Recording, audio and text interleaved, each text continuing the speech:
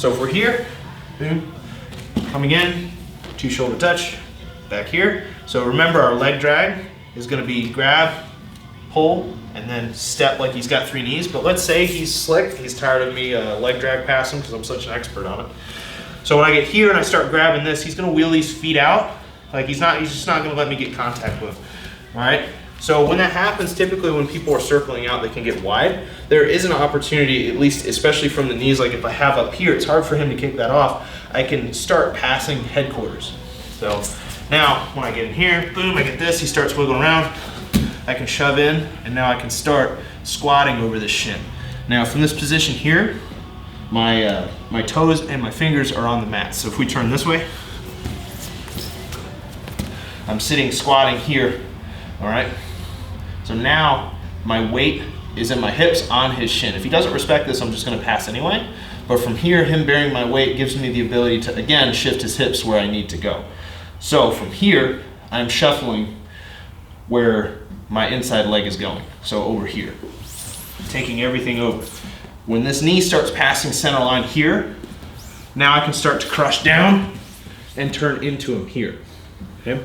So turning into him here is very important because this is where our exposure to the back is gonna be. Now, once I get here, my 2 options before I can take the back, or if I kick this leg out, it can find the knee or the hip pocket right there, and now I'm in side control. Or, again, if I'm over here, there's nothing really stopping this leg, since it's in between his, from I can get here and pass it around, and now I'm in mount.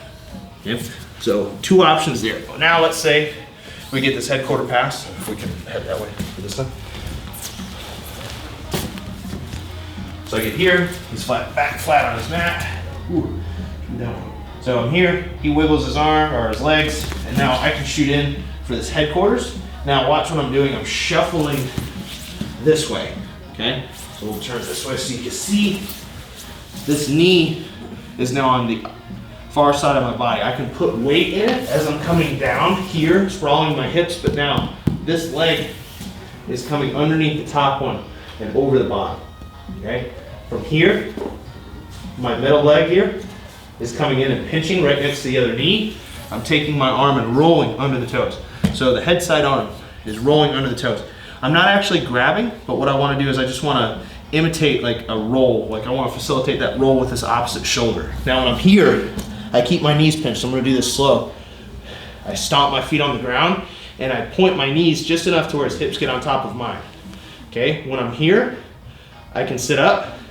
This arm that's towards the feet is going to be the underhook side of back control, and this is going to be the top shoulder side of the seatbelt. So when I'm here, I come up and I grab. Now from here, my feet can scoot back to make sure his hips fall in that pocket, and I can regain my hooks and I can come in for back control. I'm rotating them this way for the camera, but typically what you're going to do is you're going to stay on that side because that's our strong side, and we can start attacking from here. All right, so stay on the initial side from this berimbolo entry because it gets you on the strong side as opposed to our knee drag, which is on the weak, and you'll have to switch positions.